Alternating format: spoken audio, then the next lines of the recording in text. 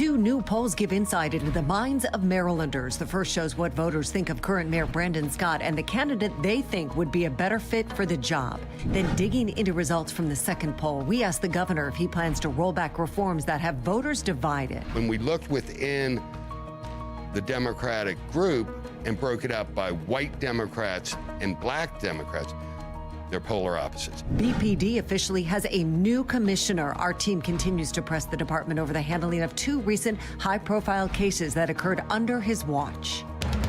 Live from WBFF in Baltimore, this is Fox 45 News at 4. Well, two major polls out today showing where Maryland voters stand.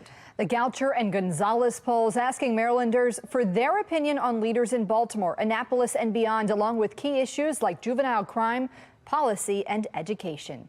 Good afternoon. I'm Maxine Stryker. And I'm Mary Bubala. One of the major standouts from the first part of the Goucher poll is the new data on the Baltimore mayoral election. The poll finding Mayor Brandon Scott could be facing a tough bid for re-election against Sheila Dixon. Tonight, she's weighing in on the poll and how she hopes to turn Baltimore around.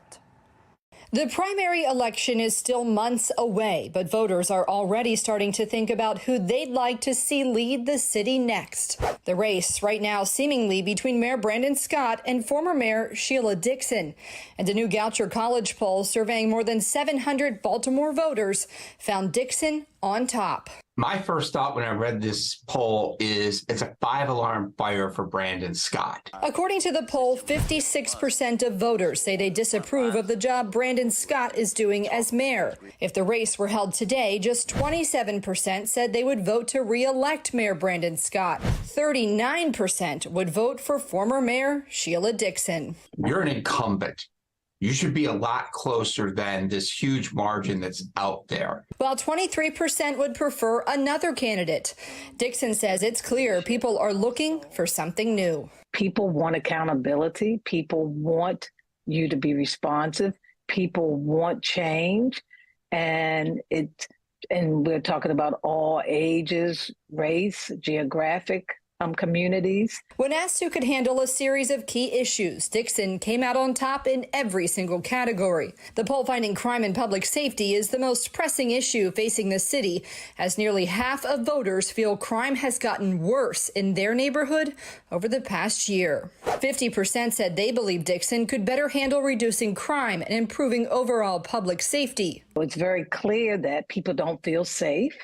So we can, this administration can tout the reduction, which, is one thing, but people don't feel safe in the city. And 46% said they trust Dixon with public education. We can't do things because now it's an election year. Everything that we have to do has to be intentional and consistent so that we can show the citizens and residents that we're spending our high tax dollars in an effective way, but that we're providing the kind of quality services that every community deserves and needs. Political analyst John Deedy says while this primary may end up looking a whole lot like the last, this time Dixon may prevail. I think that part of the reason he's behind is I think when he ran, there was so much hope and promise, but the murder rate the first 3 years hasn't been very good. Things are getting better. And voters will look at the last year more than they'll look at the first 3. So I think that he's got a couple little things going long term, but I think he should be concerned because a lot of the comments were along the lines of people are frustrated with city services, too. We reached out to the mayor's office for comment and did not hear back. But just yesterday, we questioned the mayor about the several problems facing his administration, asking if the current state of Baltimore is what voters should expect to see if he wins re-election. What I'll say again is that we're always putting forth the best team. We're going to continue to put forth the best team possible, but we know that some people are going to leave and take jobs. We're going to continue to fill those positions as quickly as possible, but also maintaining our ability to be a high-functioning city government. Fox 45 has reached out to both Mayor Scott and Sheila Dixon, inviting the two candidates to participate in a series of town halls leading up to the Democratic primary. Dixon has agreed to attend a Fox 45 town hall on October 24th, where she will answer your questions and share her plans to address the biggest issues facing Baltimore. Mayor Scott has not yet responded. Well, the Goucher College poll also giving us insight into how voters view other key city leaders. Just 26% approve of the job Nick Mosby is doing as Baltimore City Council president. 60% disapprove and 13% don't know. Meantime, Baltimore voters are giving City State's Attorney Ivan Bates a solid review. According to poll results, 57% approve of the job Ivan Bates is doing as Baltimore City State's Attorney, 21% disapprove, and 20% don't know.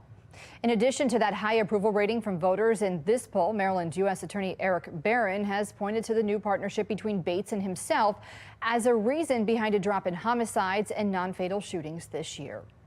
Well, a second major poll out today. This one from Gonzalez Research shows growing support for tougher penalties for juvenile offenders in Maryland. Fox 45's Mackenzie Frost joins us live to break down the results of this poll. Mackenzie? Yeah, Mary, this new poll indicates that Marylanders, roughly 60% of Maryland voters, support stricter penalties when it comes to holding young offenders accountable. And pollster Patrick Gonzalez goes on to say that these results also indicate a fractured Democratic Party in Annapolis specifically, especially since the results indicate 62% of Black Democrats support stricter penalties for juvenile offenders, while 62% of white Democrats say they support more lenient laws. And these numbers come just months before the next General Assembly session, and Gonzalez says these numbers could make it more difficult for the supermajority in Annapolis to coalesce around one plan moving forward. Whenever you see Black Democrats aligning more with the Republican Party than with their own base, that's problematic. When we have this poll showing 62% of Black Democrats are aligned with stricter laws, what does that mean for the Democratic Party come January? Well, that's going to be a challenge. Get a sense. Listen to each of your members.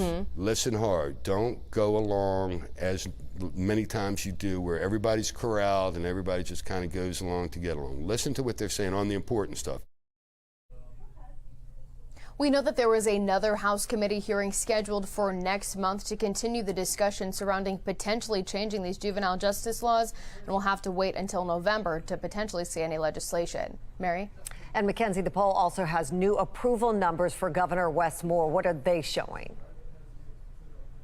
Yeah, the approval ratings show the governor is topping out at about 60% approval rating. He's also making some inroads among Republican voters. Pollster Patrick Gonzalez says that that's likely because the governor is still within his first year in office. It says check back after the next legislative session to potentially get a better gauge on where the governor stands among Democrats and Republicans after we get another legislative session under his belt. Now, the governor is out of town today, so I sent some questions to his office asking where he stands about these poll numbers, specifically when it comes to juvenile justice laws. We'll have his responses coming up at 5. We're live in the newsroom. Mackenzie Frost, Fox 45 News. Mackenzie, thank you. That brings us to our question of the day. Do you think lawmakers in Annapolis will follow the will of the voters in the latest polling? To make your voice heard, head to foxbaltimore.com/vote. It's been accepted. Richard Worley moves on as the next commissioner for the Baltimore Police Department. Madam Clerk, please call the next bill.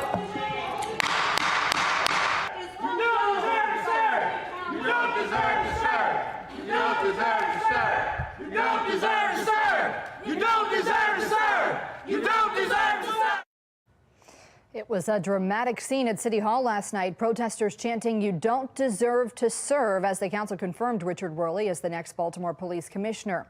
According to the new Goucher poll, Baltimore voters are split when it comes to their opinions on the new commissioner. 34% of respondents approve of Worley, 33% disapprove, and 32% have not decided. All this comes as Worley is still facing the fallout from a number of high-profile crimes since he took over as acting commissioner 4 months ago. A Baltimore City leader says the commissioner is now acknowledging information about accused murderer and rapist Jason Billingsley should have been released earlier to the public. Alexa Ashwell questioned the department as today marks Worley's first official day as commissioner. Yes, Maxine, and it's been quiet across the city, and homicides and non-fatal shootings are down right now compared to this time last year. Yet a number of questions remain about the handling of a couple of high-profile cases, including Jason Billingsley. Baltimore Police Commissioner Richard Worley's first official day coming with new questions about the handling of the Jason Billingsley investigations. He acknowledged that the photo and the name should have been released immediately following the 800 block of Edmondson incident. Quiet and decorum in the chambers. Following last night's confirmation vote, Councilman Eric Costello, who approved Worley's nomination, says he spoke with Worley prior to the hearing and that the commissioner agreed Billingsley's information should have been released sooner and the handling of the investigations are now under review. I did. I've known Rich for 9 years. I've worked very closely with him. He's a man of honesty and integrity. When I raised this concern to him, he did assure me that he's investigating it and that he's going to take appropriate personnel action once the results of that investigation are in. But what happened here should not have happened. We sent these questions to Baltimore police, asking the department to confirm. Billingsley is accused of violently assaulting a couple, raping the woman, and then setting fire to their home on Edmondson Avenue. Then 3 days later, murdering tech CEO Pavel Lepere on the rooftop of her apartment building. Baltimore police not alerting the public after the first incident. When questioned during last week's press conference, Worley stood by the department's decision, saying the Edmondson crime wasn't random. If we made a mistake, I'd tell you we made a mistake like I did in Brooklyn. I don't think we made a mistake in this case. Brooklyn Day, the handling of it and response to the mass shooting, another dark cloud that's been looming over Worley throughout this nomination process, as well as Mayor Brandon Scott as he enters a re-election year. Scott and Worley are going to be basically under the microscope to the primary and beyond. For now, all eyes on the Billingsley investigations as questions remain. I have not yet heard back from the Baltimore Police Department. Costello says he's also scheduled to meet with Worley. More on that at 5. Reporting live outside police headquarters, Alexa Ashwell, Fox 45 News. Troubling test scores in some Baltimore City public schools have been grabbing national headlines. Project Baltimore is demanding answers from some of the people who could make a difference. Still no word on when water in parts of Baltimore, Baltimore County, and Howard County will be safe to drink for all. The latest on the parasite contamination of a major reservoir. And who will be coming to Camden Yards to take on the O's? Taking a closer look at the games tonight that play a massive role in the Orioles' playoff chances. And another warm October afternoon. Temperatures falling from the 80s through the 70s as we start and then wrap up the evening commute. I'm going to let you know when highs may not make it out of the 60s and some lows in the chilly 40s. It's all my Weather Authority forecast coming up.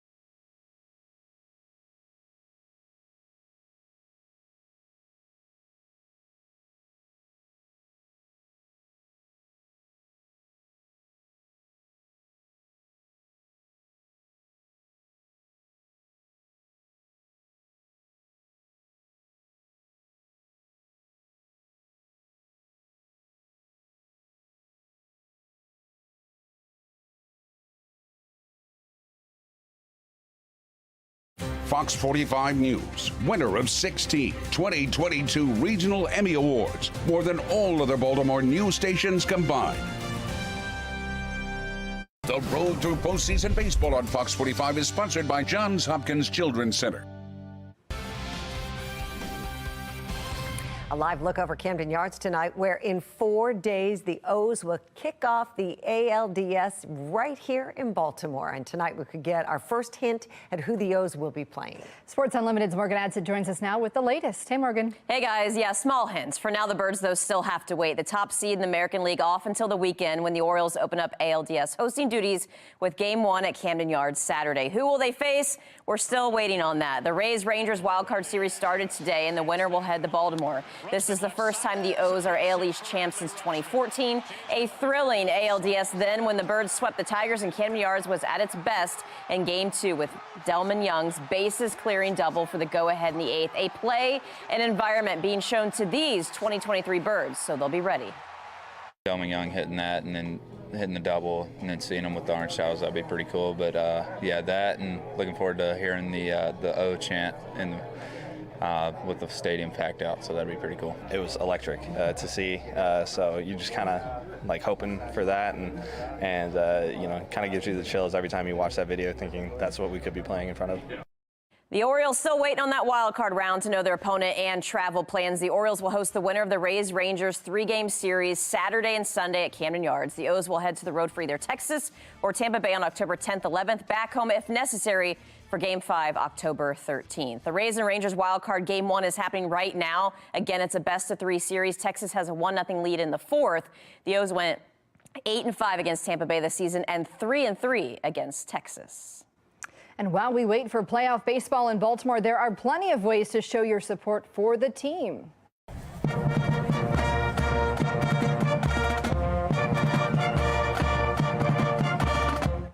A pep rally in Baltimore County today. The Oriole Bird, Mr. Splash, and the Towson Marching Band all gathering to cheer on the team. And tomorrow, fans are invited to attend a postseason workout to watch your favorite players practice. It starts at 12:30 at Camden Yards. Then on Thursday, you can get a picture with the Oriole Bird and Mr. Splash at Wise Markets in Perry Hall. Friday at noon, the team is holding a pep rally with live music, lawn games, and giveaways right in front of Baltimore City Hall. Of course, remember, Fox 45 is your home for the 2023 World Series. The action starts Friday, October 27th. You can watch every game right here on Fox 45. Well, another hot one today, unseasonably hot, feels right? Like baseball weather. Yeah, Maxine and I were parked next to each other in the parking lot. We were discussing our feelings on some of the warmth, and we decided, a little hot for me. Yeah, I think we want it a little bit cooler. But Mary, if you were in that conversation. I'm glad I didn't park near you guys. Yeah. It would be a little bit different. I'd be like, the windows down, everything's great. Well, you know, we are going to adjust those temperatures back to where they should be by the end of the week. And then, well, Mary's type of weather is coming, I think, this weekend. Highs may have a hard time getting out of the 60s into Saturday and Sunday. Yes, that's when the O's are back in town. There's even a risk of some rain for that first playoff game, so we're going to be watching that closely. Toyota Eastern Harbor Skycam right now, gorgeous day over Oriole Park at Camden Yards, 85 degrees downtown, clear skies over at BWI. Winds variable at 3 miles an hour, humidity 42%. And in fact, the humidity is low, so it actually feels a little less warm than it is. Feels like 84 degrees, so not a heat index today. 85 degrees in Baltimore right now. We're at 80 at Bel Air, 82 at Cockeysville, 81 at Westminster, 84 at Frederick, 86 at Laurel. A little bit cooler near the water, but not by much, about 75 to 80 there. Yes, we did hit 85 here in Baltimore today. Yeah, the average high temperature is 74, but the record is 92, so nowhere near that. Everybody really across the state seeing unseasonable warmth all the way basically from Ocean City, where it's in the mid-70s this afternoon, even up in the mountains at Oakland, mid-70s, and in between in the mid-80s. 82 out at Detroit, 87, even warmer yet at Chicago, Minneapolis, but there it is as we head toward Omaha westbound. Look at those cooler temperatures, 60s dropping into the 50s. And yes, the HD radar shows there's some rain with that as well. That's moving east, even up there in the highest mountains. There's even a winter weather advisory up in ski country in Wyoming. The rain with this is going to begin moving east, and I think that it gets here into Friday. So for now, fair weather high pressure is our weather maker. It's going to stay here for tomorrow as well as Thursday. Again, Friday, the system arrives, and behind it, That weather maker is going to introduce a much cooler air. Now, out in the tropics, just one thing going here. It's Philippe tropical storm that is north of the Windward Islands and the British Virgin Islands. It looks like that's going to begin racing northbound and away from land, eventually becoming extratropical by the end of the week into the weekend. Around here, lots of sunshine for the remainder of the day into this evening. Looking great for heading out to the porch, doing some grilling overnight tonight. Temperatures falling down into the 60s, probably right around 60 by 6 a.m. Very much the same as what we saw this morning. Could even have a few patches of fog to deal with. Then temperatures rising back through the 60s by 8 a.m. and a nice looking day tomorrow near 80 by lunch. So a good outdoor lunch day once again if you didn't do it today. And temperatures low to mid 80s, 70s near the water tomorrow afternoon. Another good looking day for Thursday, highs close to 80. Then Friday, going to have to watch for those scattered showers moving in. Going to have to see how long those hold over into Saturday for the O's game. But hopefully, with it being either an afternoon or evening game, the showers either should be on the wane or on their way out. High temperatures only in the 60s there. And look at those low to mid 60s. Sunday, Monday on into Tuesday of next week. So a real reality check as we go from above average to below average. Ain't that October around here? Jonathan, thanks. Plastic bags are about to disappear from stores in Baltimore County. Why? County leaders say it'll be up to shoppers to make sure the plan actually has a positive impact. The EPA warned Baltimore its water could become contaminated months ago with the exact parasite we're dealing with now. The latest on who's impacted and when it'll be safe to drink the water again for everyone. A congressman carjacked in Washington, D.C. I'm Kayla Gaskins with that story straight ahead.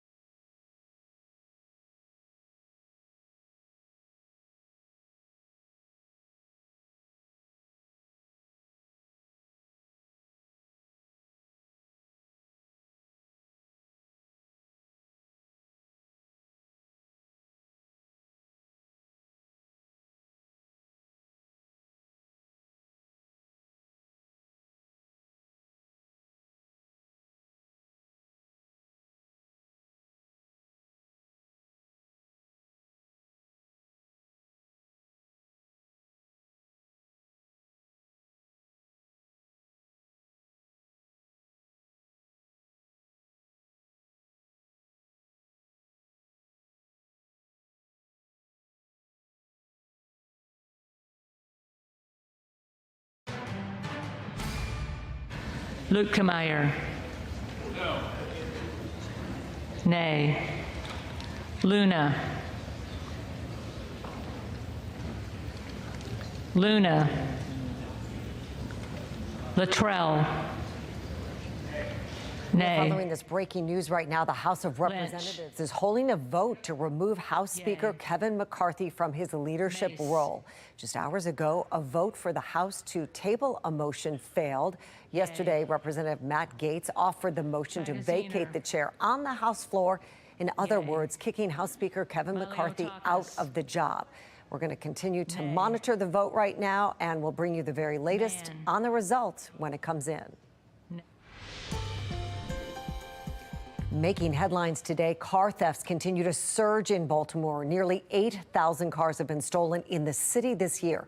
264 of those happened in just a 7-day stretch from September 17th to the 23rd. That is nearly 38 cars stolen a day. Meantime, there have been more than 392 carjackings in the city.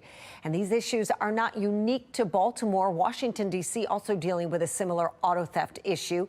One congressman even becoming the victim of a carjacking himself. National correspondent Kayla Gaskins reports. A congressman carjacked at gunpoint less than 2 miles from the nation's capital. 3 guys came out of nowhere and they pointed guns at me. Democratic Congressman Henry Cuellar from Texas attacked as he arrived home around 9:30 Monday evening. I certainly appreciate the good work that the police did last night. Cuellar was not physically harmed. There have been 753 carjackings in D.C. so far this year, up exponentially from 2018. 75% of those involved firearms. Congress even held a briefing last month on how to avoid becoming a victim. Violent crime in the nation's capital is up 39% from last year. This past February, Democratic Congresswoman Angie Craig from Minnesota fought off an attacker in the elevator of her apartment building. I was assaulted violently, punched in the face. Washington, D.C. is really a microcosm of the rest of the nation. We continue to see the fallout, and it's an extraordinary fallout from the demonization of not just the American law enforcement officer for the last 3 years, but really the demonization of our entire justice system. Retail crime rates ticking upwards nationwide. A shoplifter in California doused a convenience store worker with kerosene, then lit him on fire. Arrests piling up in Philadelphia. Free iPhones! Free iPhones! After a mob ransacked the city last week, police charging 72 individuals and promising more arrests will come. To make matters worse, the fentanyl crisis straining already strained resources. In Portland, overdose calls overwhelming emergency responders. Officials asking the public to only call 911 if it's a matter of life or death. Crime in some cities getting so bad, retailers like Target and Walmart say they have no option but to close their doors. I'm Kayla Gaskins reporting. Well, who can fix city schools? Project Baltimore looking into what needs to change to support students in the city. And the man accused of shooting 2 Baltimore County police officers will have to wait for his day in court. New developments in the David Linthicum case. Are people getting sick? And what's being done to protect residents? Tracking the latest on the parasite contamination spanning the water supply across Baltimore County, the city, and Harford County.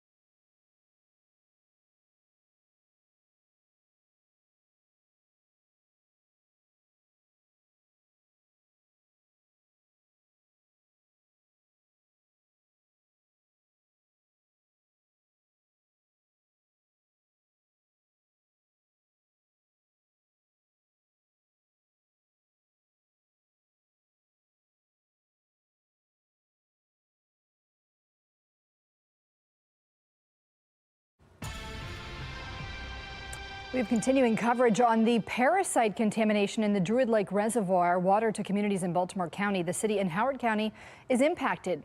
While Baltimore DPW's map only shows a small part of Howard County being impacted, Howard County itself says many more residents are at risk. According to the county map, residents in Elkridge, Columbia, Laurel, and parts of Ellicott City could also be drinking contaminated water. And today we are pressing leaders for some answers on what's being done to keep residents safe when neighbors will get the all clear for the advisory and what's being done to prevent another contamination like this one. Fox 45's Olivia Dance has the latest. Olivia? Well, Mary and Maxine, as of now, we're still waiting for the latest test results to come back. The Baltimore City Department of Public Works is anticipating those results will be back before tomorrow. But until then, we still don't know if the water coming from the Druid Lake Reservoir here is safe to drink, leaving residents across Baltimore City, County, and Howard County on edge. Small amounts of cryptosporidium have been found in the Druid Lake Reservoir, a parasite that can cause gastrointestinal problems if consumed by children, elderly, or those who are immunocompromised. Back in May, the Environmental Protection Agency ordered Baltimore City to conduct monthly testing on the Lake Ashburton and Druid Hill reservoirs until construction projects to bury the drinking water tanks underground are complete. Mayor Brandon Scott has blamed the pandemic and supply chain issues for the delays, but now a parasite has been found contaminating the Druid Hill Reservoir, impacting residents again in parts of Baltimore City, County, and Howard County. The City Department of Public Works didn't inform the public of the parasite until September 28th, 2 days after they received the lab results. Despite concerns about the water, the Howard and Baltimore County Health Departments haven't seen a spike in illness caused by the parasite. But Baltimore County Executive Johnny Olszewski is hoping for more transparency moving forward. I think no known reported cases at this point, but that's not a reason not to continue to track and monitor and make sure that we're putting out the appropriate guidance and advisories for the public. This is a system that is owned and managed currently by the city entirely, and so we're responsible for paying half of the operating and capital costs, but it's part of why we're having these conversations, these larger conversations about governance and how that is such an important conversation to have. I also emailed Baltimore City to ask if their Department of Health has received any reports of illness from the water, as well as when we can expect the latest test results to come back. As of now, they have acknowledged that email, but they haven't answered either of those questions. For now, reporting live in Baltimore, I'm Olivia Dance, Fox 45 News. Olivia, thank you. Well, months ago, the EPA sent Baltimore a warning saying its water supply was vulnerable to this exact type of contamination. An order from back in March said the city's reservoirs did not meet standards for the Safe Drinking Water Act. It also stated ignoring the standards could lead to a contamination of the exact same parasite that is causing the contamination right now. The EPA told the city it needed to finish burying key water tanks at Lake Ashburton and Druid Hill Park. The order also requires the city to contract with the lab to conduct monthly monitoring and sampling at the two reservoirs. The city has not finished those projects. For our full coverage on the water advisory and Baltimore's history with water safety failures, head to foxbaltimore.com. The trial for the man accused of shooting two Baltimore County officers and leading police on a days-long manhunt has been delayed. David Linthicum's trial is now set for May of 2024. The manhunt for Linthicum started back in February when Baltimore County Police responded to a person in distress call at a home on Powers Avenue in Cockeysville. During that response, Linthicum allegedly injured an officer and was able to escape. Linthicum is then accused of shooting a second officer during the search. Both of those officers recovered from their injuries. The Baltimore City school system has a $1.7 billion budget. That is one of the highest in the nation among large school systems. But a recent Project Baltimore investigation found math scores across the school system are alarmingly low. And this is not a new problem. The city school system has been struggling for years. So who will take action to fix it? Project Baltimore's Chris Papps questions the key players who could.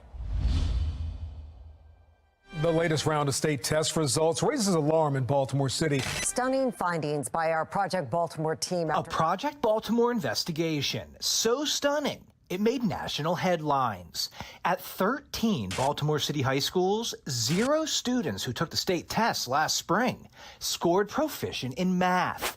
Nearly 75% of the students at these schools scored in the lowest of 4 levels, meaning they weren't even close to proficient. And that's not all. Even at the top 5 performing high schools, where a combined 809 students took the state math test, just 11% scored proficient. The results have sparked outrage, but who has the power to make change? These are the key players who could take action, the government entities that either fund or oversee city schools. First, the Baltimore City School Board. A way to run the camera inside the board. Or one side. But when Project Baltimore tried to get answers for parents and students in these schools, the city school board refused to talk. Who do you want to talk to? Anyone who would talk to me at this point. After our cameras were blocked from recording outside the monthly school board meeting, we were told no one from Baltimore City Schools would speak with us. If city school leaders won't tell us how they plan to improve student outcomes, who will? Project Baltimore went to lawmakers in Annapolis. The school system has a $1.7 billion budget. Most of that, about 70%, comes from the state. We obviously are not doing enough. Senate President Bill Ferguson represents Baltimore City. 2 of those 13 high schools with poor math scores are in his district, New Era Academy and Patterson High School. Project Baltimore last week sent Ferguson an email asking what he would tell parents at these 2 schools and what urgent steps he's taking to improve student outcomes. We did not hear back.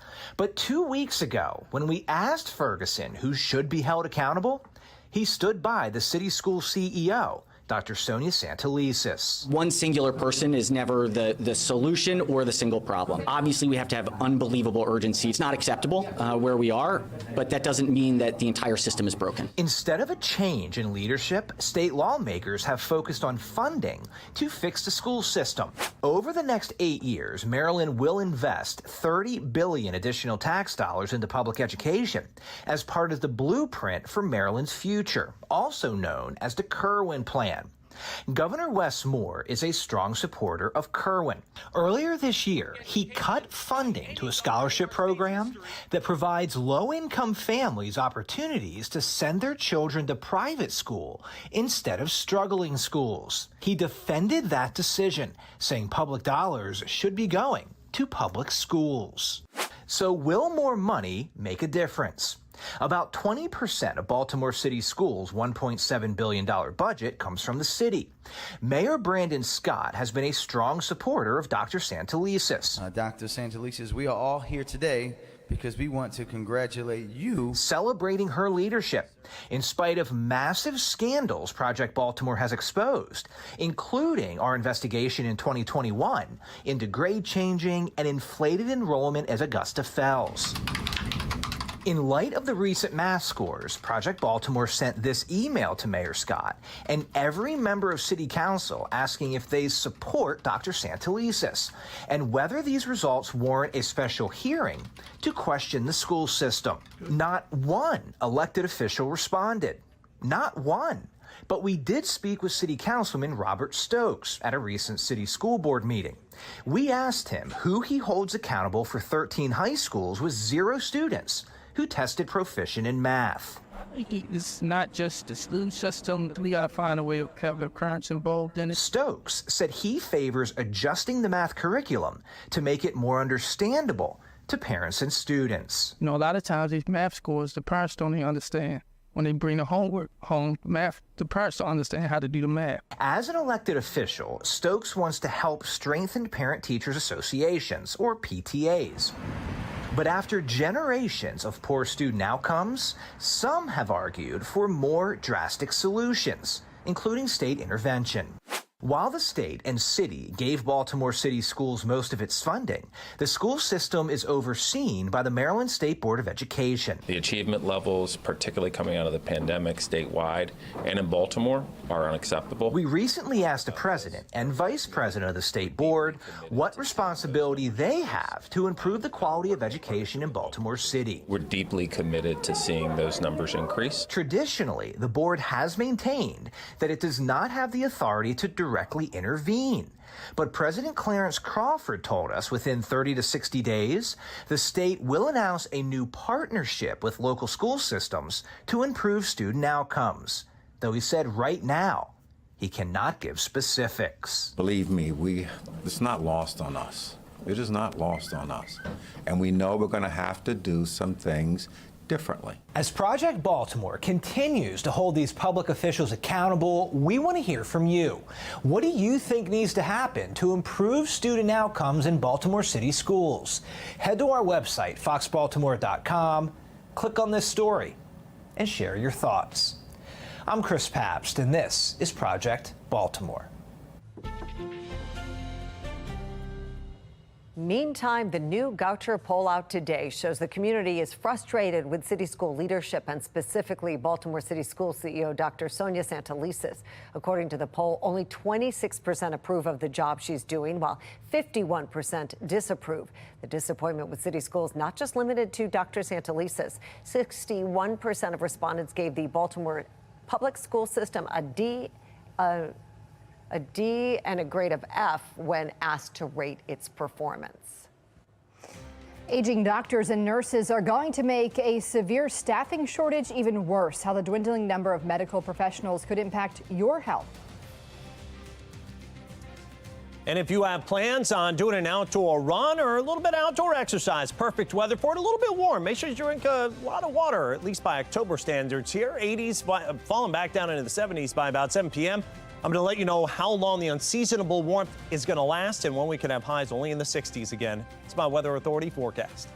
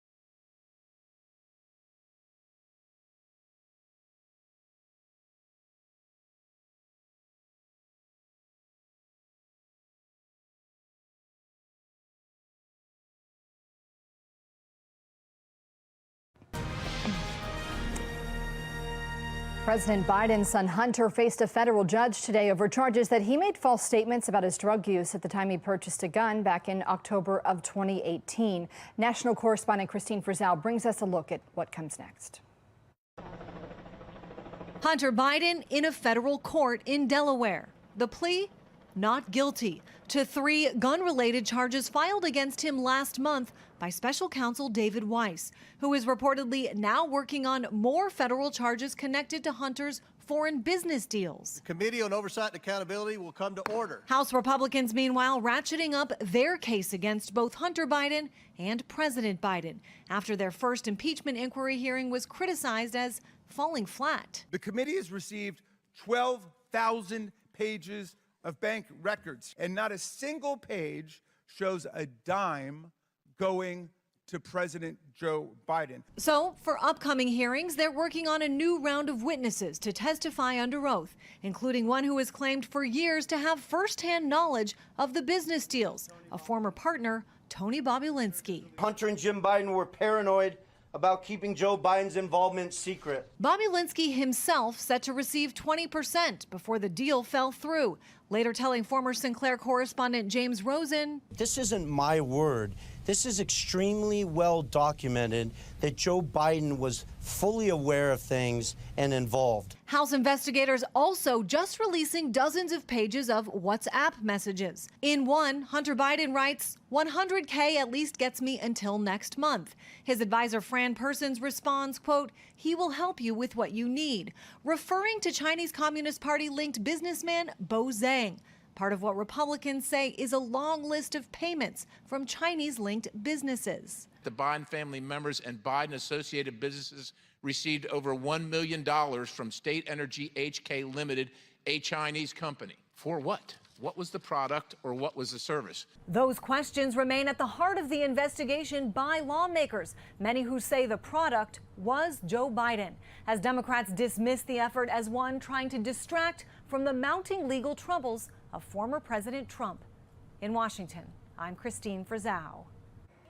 A man is in custody and charged with kidnapping and the disappearance of a 9-year-old girl in upstate New York over the weekend. Charlotte Senna was found safe inside a cupboard last night in the camper of suspected kidnapper Craig Nelson Ross Jr.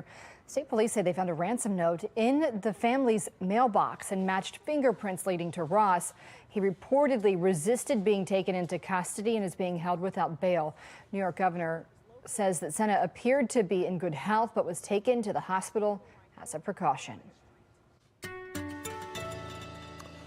All right, another nice warm day out at the Conowingo Dam. Almost, looks like you want to hop in the water. Maybe not safe over there, but nonetheless, 85 degrees, beautiful looking afternoon with sunshine. Winds variable at 3 miles an hour. We'll say warm. Humidity 42% and our dew point, that's our measure of moisture in the air. It's in the upper 50s, which is not too bad. That's almost kind of, we won't say crisp, but not too humid. So we will take this. It's not like that August and July type heat that we usually see around here where it's stifling and steamy. 85 in Baltimore goes to 82 at Cockeysville, 80 at Bel Air, and also at Chestertown. A little bit cooler in the 70s at Annapolis, but 82 at Columbia, mid-80s down Laurel Way. Made it to 87 thus far this afternoon at Laurel, 85 here in Baltimore, 84 at Westminster, 81 at Bel Air. Up in ski country, Oakland, not too far from Deep Creek Lake, you're at 75. Even Ocean City, nice and warm at 74, and really goes warm all the way out into the Midwest. There's some rain, cool day around Omaha at 68. Look at these mid to upper 80s, Minneapolis, Chicago, St. Louis, as well as Memphis. There are the colder temperatures. Billings all the way back down to Salt Lake City. Why do we care about that? Well, because this weather maker out to the west with all the rain and even some of the mountain snow and winter weather advisories up in ski country of portions of Wyoming. This is all moving gradually eastbound, and eventually our temperatures may have a hard time getting out of the 60s by the weekend, and that's going to be led in by some rain Friday into Saturday, and it's going to be with that system out to the west. Clear, warm for now. Lots of sunshine, fair weather, high pressure, pretty much ruling the entire eastern 2/3 of the country, but there's the cold front with the rain, some thunderstorms on the backside. It turns a lot cooler, and it looks like, again, we've got some borrowed time here until we get to that cooler air by this weekend. Out in the tropics, Philippe, just north of the British Virgin Islands, and actually some tropical storm watches for that there. Some good rain coming down. This continues to move its way northbound over the next several days, not becoming a whole lot stronger or a whole lot weaker, but eventually becoming extratropical likely over the northern Atlantic, away from pretty much all land as we head into late this week and this weekend. Around here, nice quiet forecast coming by 10 p.m. tonight. Great for a late evening, maybe on the porch or the deck. 72 in Baltimore, 71 out of Columbia by 10. By 6 a.m. tomorrow morning, temperatures near 60. There could be a patch or two of fog, so keep that in mind for the morning commute. I know I saw some bringing my kids to school this morning out in Anne Arundel County earlier today. And it looks like as we work into tomorrow afternoon, nice warm temperatures back in the low and mid 80s. So the ho-hum pattern continues. Another warm day for Wednesday. Thursday, maybe not as warm. Winds may switch a little more easterly on us here, so that could take temperatures down to right? 80 degrees. Should be in the mid 70s this time of year, so that's still above average. 75 to 80 on Friday. Scattered showers develop. And really going to have to watch this here on Saturday. It depends on how quickly the system gets a little oomph out to the east of us. But there will be some more showers. And, of course, the O's are in town sometime probably second half of the day as we start the playoffs. And we'll just have to hope that these showers don't intersect with the playoff game. Later in the day that game is planned, the better it's going to be. And I think Sunday's a good-looking day. But look at these highs, only in the mid to upper 60s. The lows well down into the 40s. A real reality check, that is, all the way into early next week. Breaking now, the House of Representatives has voted to remove House Speaker Kevin McCarthy from his leadership role. The vote ended 216 to 210 in favor of his removal. This is the first time in history a speaker has been removed by a congressional vote. It comes after a vote to table the motion to vacate McCarthy failed earlier this afternoon. Coming up at 5 o'clock, Mayor Brandon Scott may have an uphill battle when it comes to re-election. What new polls are revealing about where voters stand. I'm Angela Brown in Washington, D.C. A new warning about the future of health care and why you may have trouble finding a doctor.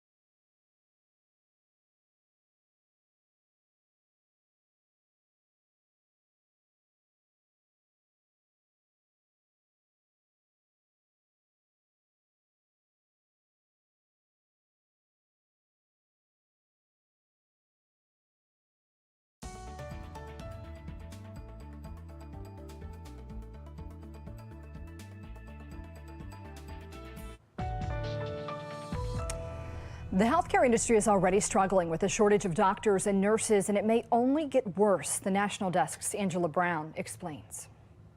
A broken healthcare system in need of a fix. Senator Bernie Sanders on the Senate floor just weeks ago. We face a major shortage of doctors, nurses, mental health professionals, dentists, and those shortages will only grow. The American Medical Association estimates the U.S. could face a physician shortage of up to 124,000 in the next 12 years as America gets older.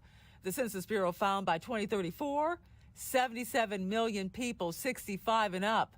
Dr. Julie Phillips. As many of our family physicians age and retire and our population ages, the need for primary care will be even greater. And when it comes to nurses, a report from the American Association of Colleges of Nurses projects over 200,000 RN openings by the early 2030s. Dr. Sonia Harden. Trying to get people interested in nursing after a post-pandemic era, I think, is also challenging. Moving through Congress right now is bipartisan legislation introduced by Independent Senator Bernie Sanders and Republican Senator Roger Marshall to address staffing shortages in primary care. So what we've done with this legislation is bolster more money for nursing programs. The American Medical Association says there are 3 factors driving a shortage of doctors: a growing population, an aging population, and the population of doctors are also getting older. Reporting in Washington, D.C., I'm Angela Brown. All right, taking a look at that weekend forecast. Quick look here as we work into Friday. Still a warm day. Could see some showers developing, especially as we head into the second half of the day. You see it's kind of few and far between and pretty light stuff. Now, Saturday starts the day with some on and off rain. I think, again, fairly light. This is going to be our next weather maker. A cold front swings through. Of course, we got the O's back in town, and I'm thinking that's going to be a second half of the day type of game. Look at this, 12:45, there's the back edge of the rain. During the afternoon into the evening should be out of here. So although it's blustery, it's kind of cooler. Temperatures in the 60s. Hopefully should be a dry fall feel for October baseball around here. And then into Sunday, looks like it remains dry as well. Take a look at the mountains up there in West Virginia. Yeah, there's some blue. There could be some snowflakes mixed in with showers up that way. Shows you how cold this air is. Around here, it will be warmer, but it's not going to be warm. Temperature is going to be in the 70s on Friday. Scattered showers, maybe some more showers, especially through about noontime Saturday. Highs in the 60s and then 64, and a good gusty wind for that second playoff game on Sunday with the O's. Yes. Coming up on Fox 45 News at 5, breaking news, former DPW Director Jason Mitchell is rejoining the department. Fox 45's Mackenzie Frost will join us live after the break with what we're learning, plus a historic vote on Capitol Hill. That's what you're seeing here. We'll continue to follow the latest on the decision to oust Kevin McCarthy. Let's listen in to Matt Gaetz. President Trump, though, put on Truth Social that he didn't think this was a good idea. He didn't want to see Republicans fighting with other Republicans. How do you respond to the former president? I would say that my conversations with the former president leave me with great confidence that I'm doing the right thing. Did the former president call you today? Did the former president call you today? Americans who are concerned about the future of the conservative agenda in the House GOP. I would say that the conservative agenda was being paralyzed by Speaker McCarthy. We hadn't even sent a subpoena to Hunter Biden. Our oversight was lackluster. Our spending priorities were misaligned.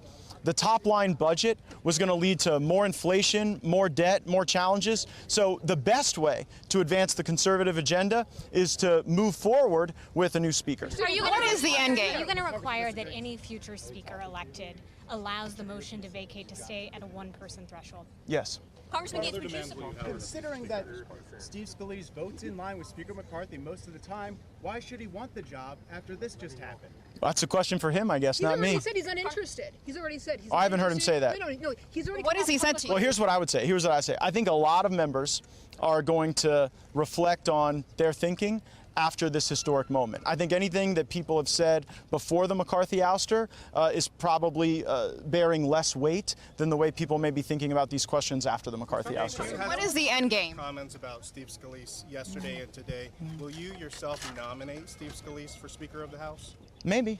I want to hear from him. I mean, I'm not here to make a judgment on where Mr. Scalise stands with his rehabilitation and recovery.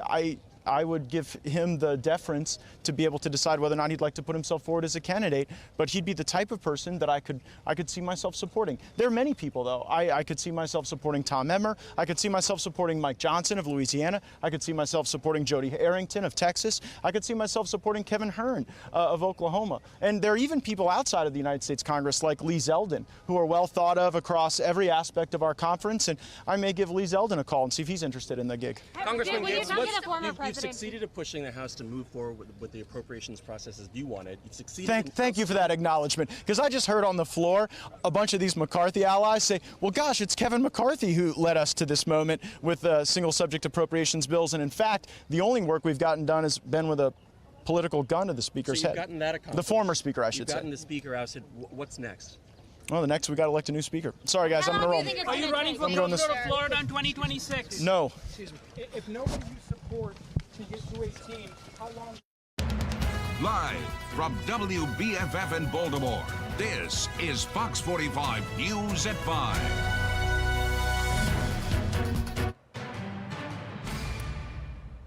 Of course, breaking right now, the House of Representatives has voted to remove House Speaker Kevin McCarthy from his leadership role. It is an unprecedented move. The vote ended 216 to 210 in favor of his removal. This is the first time in history a speaker has been removed by a congressional vote. It comes after a vote to table the motion to vacate McCarthy failed earlier this afternoon. And Fox 45 News also following local breaking news. Former DPW Director Jason Mitchell will be rejoining the department.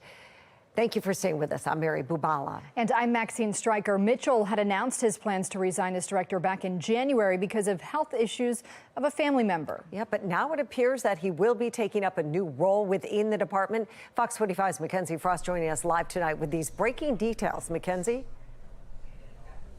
Yeah, Mary and Maxine, on the agenda for tomorrow's Board of Estimates meeting is a $72,000 one-year contract for Jason Mitchell to rejoin the Department of Public Works, serving as a contract specialist.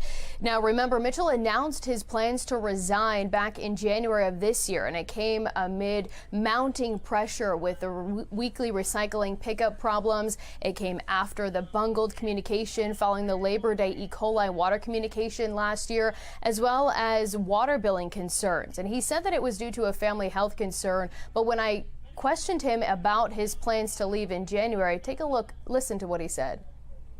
Did the mayor request your resignation letter? No, I think it's clear in my letter is that I got some serious health issues with someone in my family, and I need to attend to them, their life and death. And I think that's the gist of it. Now, after Mitchell submitted his letter of resignation, Fox 45 News obtained an audio recording where Jason Mitchell described submitting that resignation letter, feeling like he was relieved to leave the department.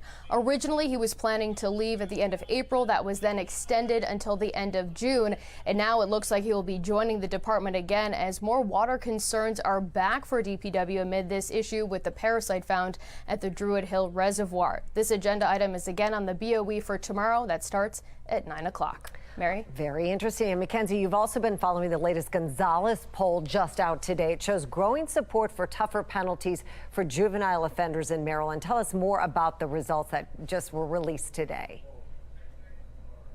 Yeah, this new polling indicates that there is a fractured Democratic Party among voters here in Maryland, especially when it comes to holding young people accountable for violent crimes. These new polling numbers come just months before the next General Assembly session, suggesting Governor Westmore and other Democrats will have to work to coalesce around one plan moving forward.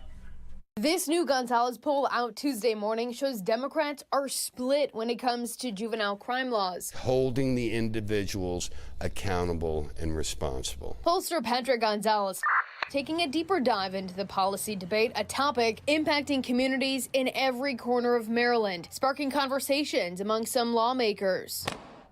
I'm not sure it's because there has been a drop in juvenile crime. To start reviewing the current juvenile justice laws, especially not charging kids 13 and younger with certain misdemeanor offenses, like car thefts, which is driving crime numbers up from urban Baltimore City, Montgomery, and Prince George's counties to rural Carroll, Wacomico, and Queen Anne's counties. What we found statewide, 59% of Marylanders say we need a strict approach.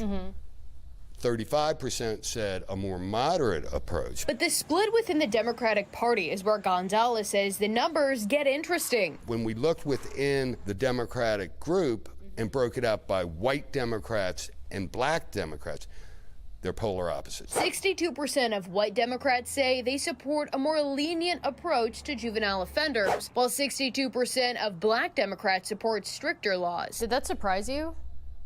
It did, because whenever you see black Democrats aligning more with the Republican Party than with their own base, that's problematic. When we have this poll showing 62% of black Democrats are aligned with stricter laws, what does that mean for the Democratic Party come January? Well, that's going to be a challenge. Get a sense. Listen to each of your members.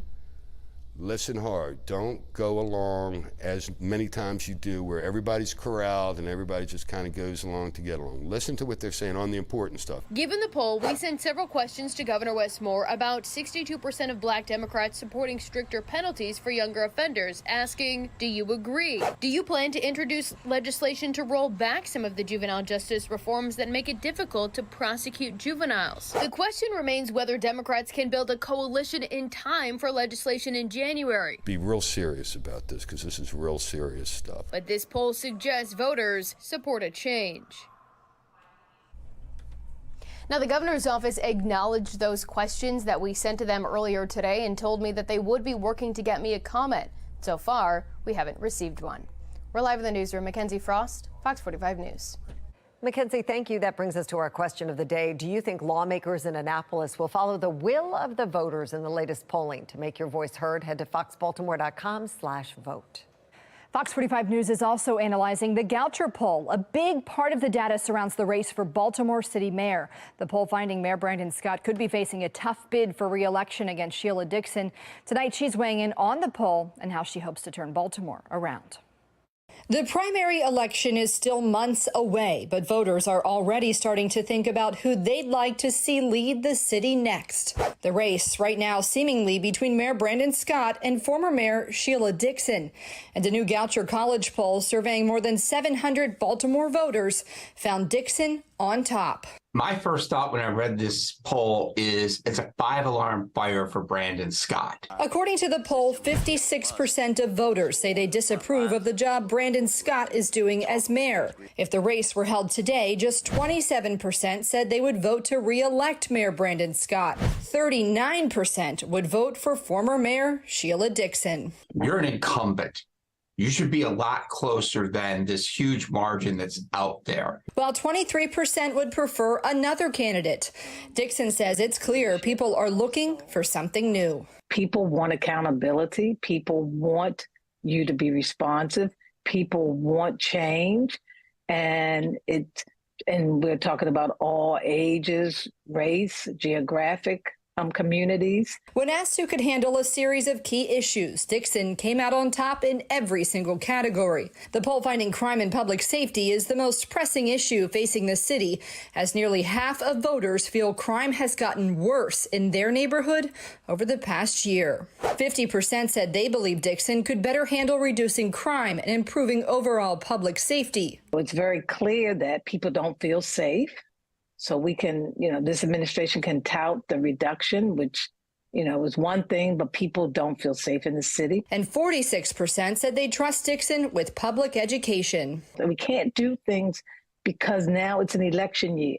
Everything that we have to do has to be intentional and consistent so that we can show the citizens and residents that we're spending our high tax dollars in an effective way, but that we're providing the kind of quality services that every community deserves and needs. Political analyst John Deedy says while this primary may end up looking a whole lot like the last, this time Dixon may prevail. I think that part of the reason he's behind is I think when he ran, there was so much hope and promise, but the murder rate the first 3 years hasn't been very good.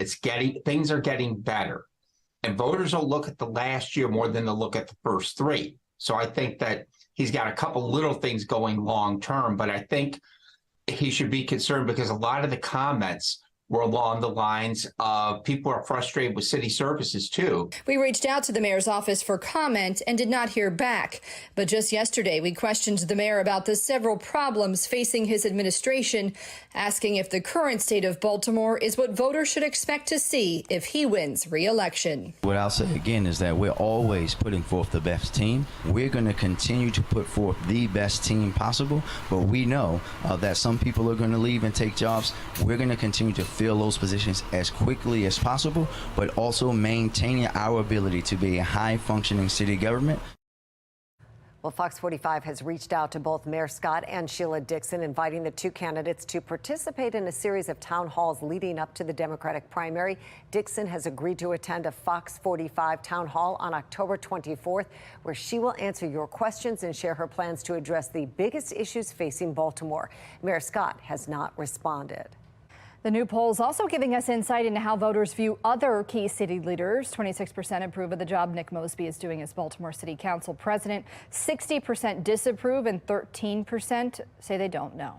Meantime, the Goucher poll shows Baltimore voters are giving City State's Attorney Ivan Bates a solid review. According to poll results, 57% approve of the job Bates is doing as Baltimore City State's Attorney, 21% disapprove, and 20% don't know. In addition to the solid job approval rating from voters in this poll, Maryland U.S. Attorney Eric Barron has pointed to the new partnership between Bates and himself as a reason behind a drop in homicides and non-fatal shootings this year. The Goucher poll also shows the community is frustrated with city schools leadership and specifically Baltimore City Schools CEO Sonia Santelises. Now, according to the poll, only 26% approve of the job she's doing, while 51% disapprove. The disappointment with city schools is not limited to just Santelises. 61% of respondents gave the Baltimore public school system a D or F grade when asked to rate its performance. And when it comes to the Baltimore City Police Department, Richard Worley, voters are split. 34% of respondents approve of Worley, 33% disapprove, and 32% have not yet decided. All this comes as Worley faces fallout from a number of high-profile crimes since he took over as acting commissioner 4 months ago, including the Brooklyn Day mass shooting that left 2 young people dead and 28 others injured. As today marks Worley's first day as commissioner, a Baltimore City leader says Worley is now acknowledging information about accused murderer and rapist Jason Billingsley should have been released earlier to the public. Alexa Ashwell questioned the department. She joins us with their response tonight. Alexa. Yes, Mary, Commissioner Richard Worley's first official day coming with new questions concerning the Jason Billingsley investigations. Baltimore City Councilman Eric Costello, who approved Worley's nomination, says he spoke with Worley prior to last night's hearing and that the commissioner agreed Billingsley's information should have been released sooner and the handling of the investigations are now under review. Billingsley is accused of violently assaulting a couple, raping the woman, and then setting fire to their home on Edmondson Avenue. Then 3 days later, murdering tech CEO Pavel Lepere. Baltimore police did not alert the public after that first incident. Now, during last week's press conference, Worley stood by the department's decision, saying the Edmondson crime wasn't random, and if it was, he would have. The commissioner's probably done his due diligence and come to the same conclusion that myself and other elected officials and community leaders and members have come to, that that photo and that name should have been released immediately following the incident on the 800 block of Edmondson Avenue. I'm glad that he's come to that conclusion. I'm glad that he is investigating it, and I will hold him to his commitment that he made to me today, that appropriate personnel action will be taken once he sees the results of that investigation. We asked Baltimore police about Costello's comments last night and then sent a series of questions today. We have not yet heard back. Reporting live outside police headquarters, Alexa Ashwell, Fox 45 News.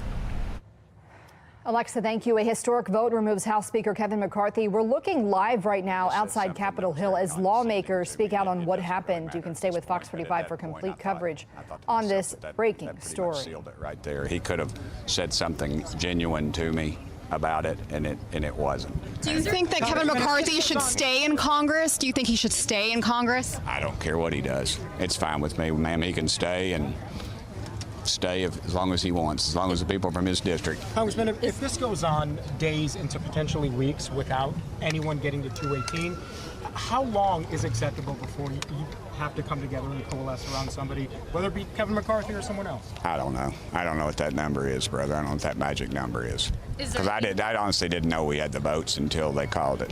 Is there anything McCarthy could do at this point to win your support back? Well, he could have met with the 15 or so of us that had a problem with it, as I suggested. He could have not gone on 6 weeks of vacation time. Are you okay? Yeah, I'm fine. Sure. You want to get you some water? Hey, where's my guy? I'm right here. I'm fine. Can you get her some water?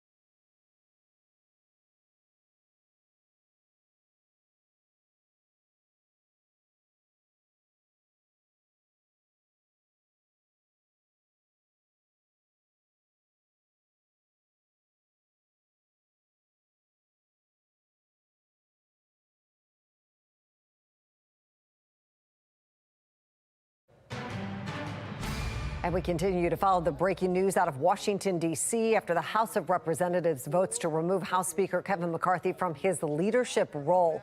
The vote ended 216 to 210 in favor of his removal. That's a live camera on your left as people continue to file out and talk about what just happened. This is the first time in history a speaker has been removed by a congressional vote. It comes after a vote to table the motion to vacate McCarthy failed earlier this afternoon. Now, right now, lawmakers are speaking out about what happened. That's Jamie Raskin from Maryland. Chief political correspondent Scott Thuman will join us in just a few minutes with the very latest. And we are actually going to dip in and listen to a little bit about what Raskin is saying. It's a massive political victory. Well, you're talking about the chaos in the Republican Party. Look, right-wing Republicans have to solve the problems that right-wing Republicans create. Okay, and so the civil war within the Republican Party has nothing to do with us.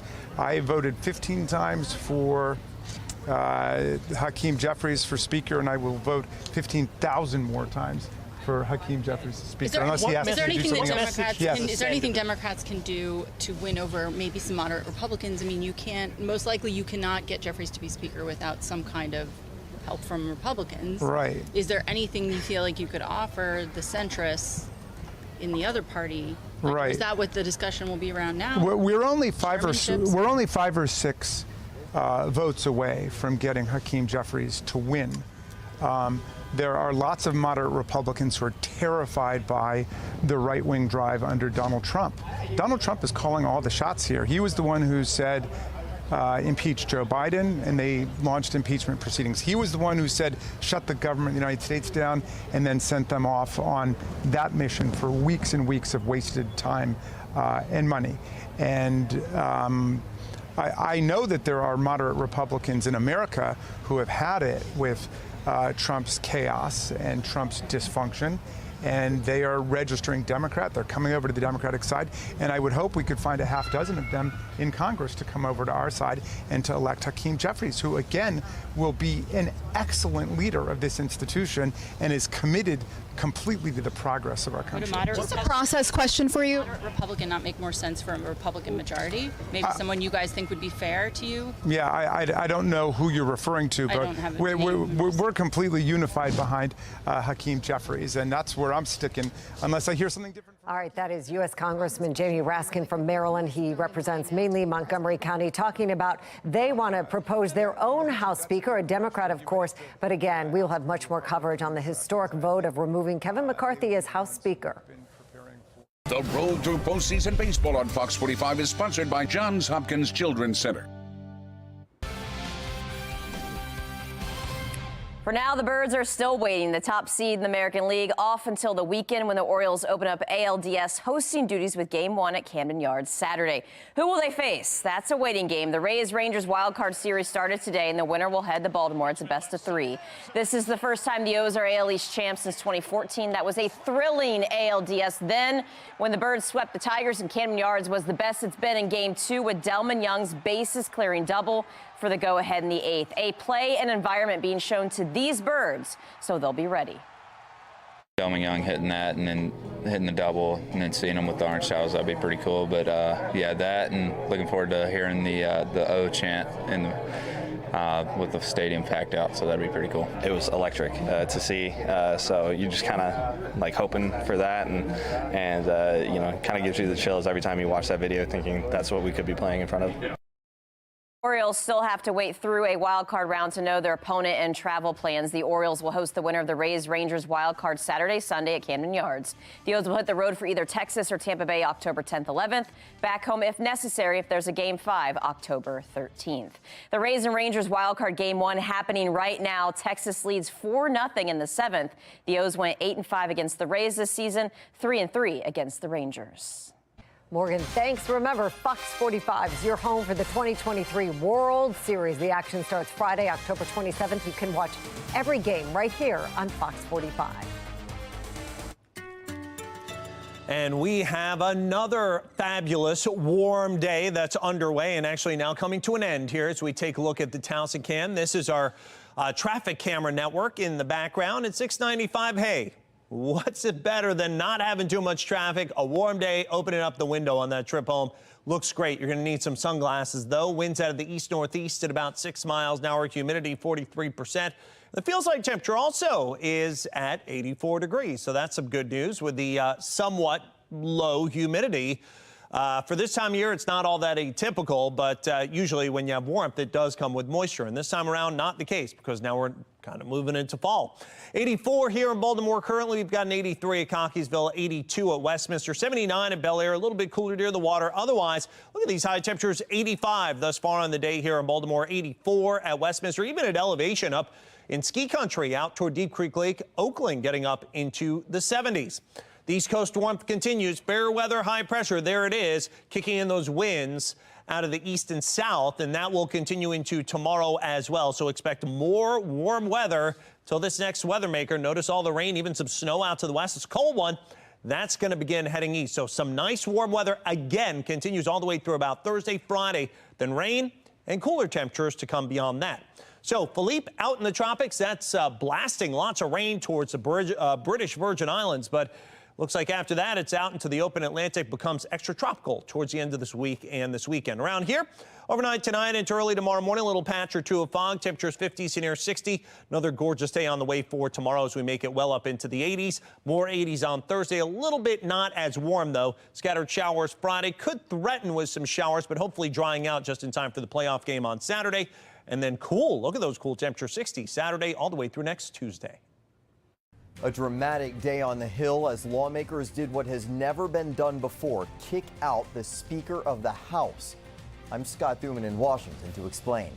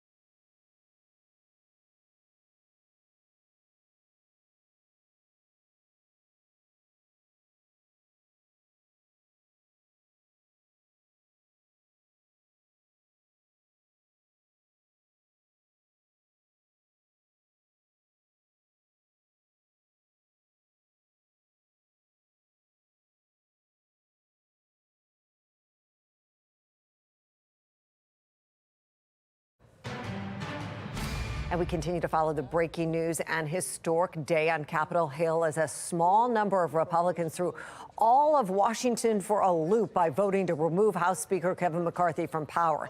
His removal is the first time in American history a speaker has been ousted, as Democrats could essentially sit back and watch the Republican Party splinter over this highly controversial move. Sinclair's chief political correspondent Scott Thuman explains.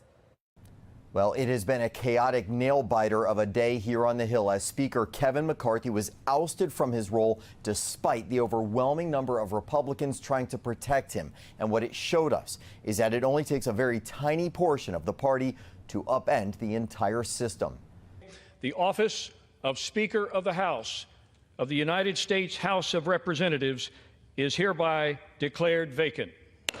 And with that, Speaker Kevin McCarthy is Speaker no more, at least for now, after the very public spat between he and Florida Representative Matt Gaetz, a hard right-wing conservative. Chaos is Speaker McCarthy. Chaos is somebody who we cannot trust with their word. It seems very personal with Matt. It doesn't look like he's looking out for the country or the institution. McCarthy could only lose the support of a handful of Republicans, and that's what happened. No Democrats coming to his rescue. Kevin McCarthy's not trustworthy. We don't trust him. Their own conference doesn't trust him. If you throw a speaker out that has 99% of their conference, that kept government open, and paid the troops, I think we're in a really bad place for how we're going to run Congress. Gaetz and team paved the way for this rebellion back when McCarthy needed their help to become Speaker in January. He made policy and procedural promises they say he didn't keep and decided now is the time to remove him from power. Kevin McCarthy said something to all of us at one point or another that he didn't really mean and never intended to live up to. Immediately, questions about who would take over as the top House Republican.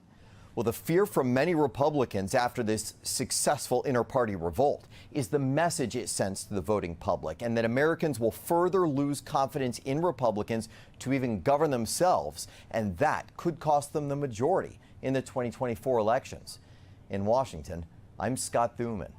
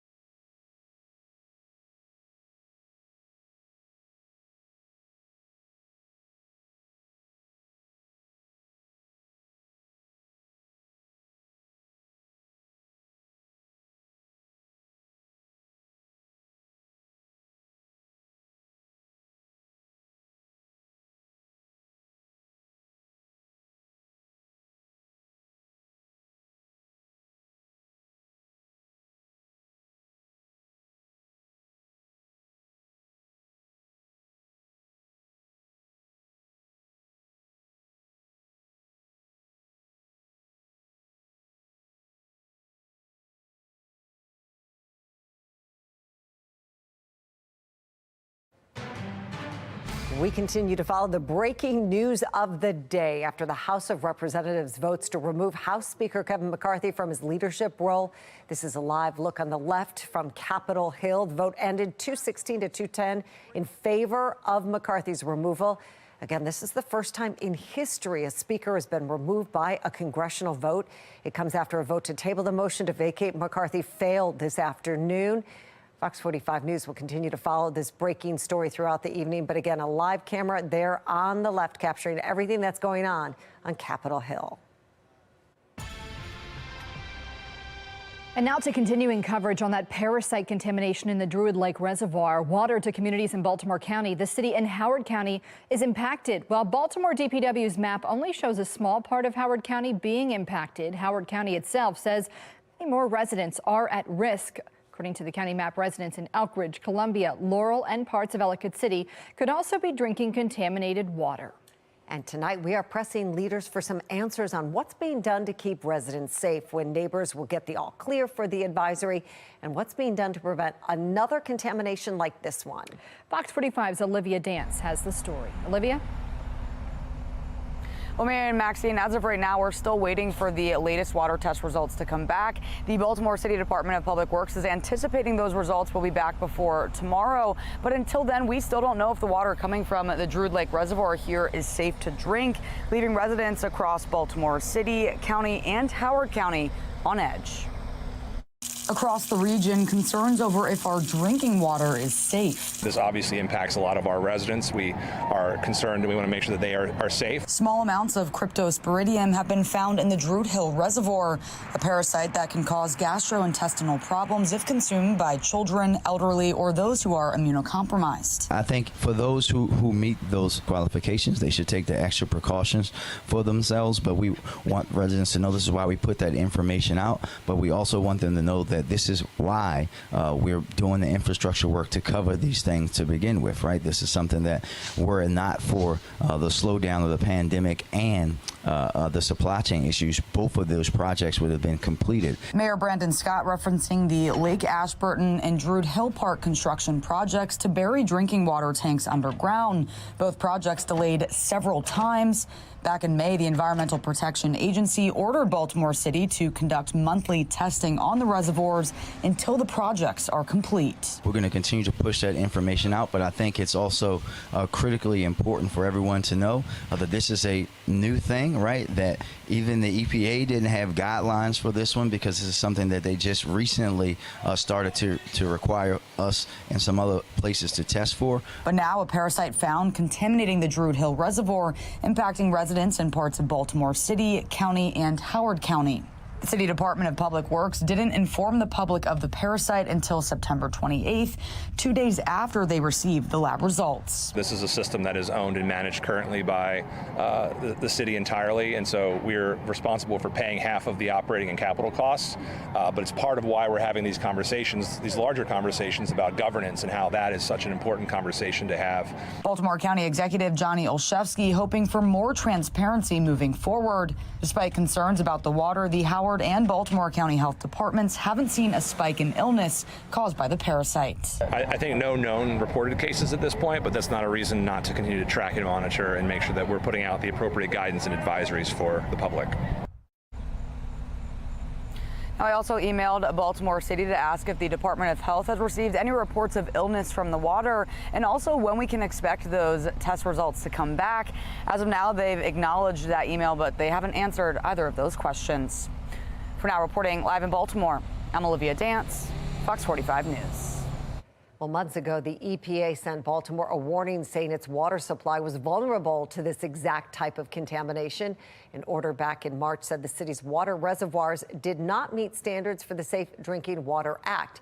It also stated ignoring the standards could lead to a contamination of the exact same parasite that is causing the contamination right now. The EPA telling the city it needs to finish burying key water tanks at Lake Ashburton and Druid Hill Park. The order also requires the city to contract with the lab to conduct monthly monitoring and sampling at the two reservoirs. The city has not finished those projects and is still not meeting EPA standards. For our full coverage on the water advisory and Baltimore's history with water safety failures, head to foxbaltimore.com. Almost a year and a half later, the struggles continue for North Avenue residents who lost their homes when a sinkhole formed last July. It was the collapse of a 115-year-old city storm drain that caused the damage. But as Fox 45's Rebecca Pryor reports, residents say the city refuses to take any responsibility for their loss. Rebecca? Yeah, it's a devastating story that we have been following for over a year now. Residents that used to live in a row of homes located on this lot that's now, as you can see, just a patch of weeds, want to send a message to the city that every day they go without any assistance or reimbursement for their losses, it becomes harder and harder for them to make ends meet. Homeowner Quentin Bell says he now works overtime every week in order to provide for his wife and two children, a difficult task while he's still forced to pay the mortgage on this home that, as you can see, no longer exists. Bell argues because the sinkhole was formed by a ruptured city storm drain, the city should repay the damages it caused. Fox 45's investigating also found that that storm drain was over a century old and hadn't been inspected in decades. And yet Bell says he's had to take the city to court to seek compensation, which is turning out to be a long and strenuous process. You know, I thought that it would be, the city would take responsibility and what happened, and we would have been compensated, me and the rest of the neighbors, and that would have been it. But it is not going that way. I understand it's their job, but at the same time, right is right and wrong is wrong. And what we're going through is wrong 110%. Now this afternoon, I pressed Mayor Brandon Scott on why these residents who lost everything almost a year ago still haven't seen any assistance from the city. And we'll share his response in our full story coming up tonight at 10. But for now, reporting live in Baltimore City, Rebecca Pryor, Fox 45 News. It's been accepted. Richard Worley moves on as the next commissioner for the Baltimore Police Department. Madam Clerk, please call the next bill.